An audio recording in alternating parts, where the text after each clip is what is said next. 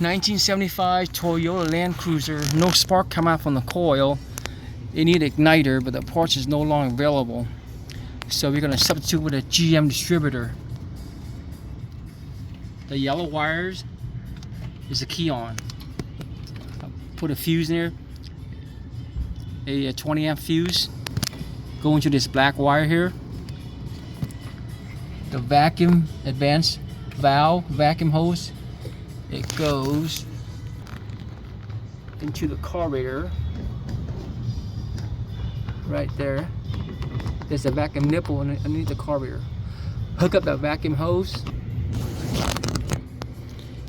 And here's the part number. It costs $350 from B&B Products.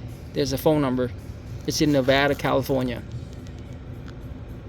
And that's how you fix no spark and no start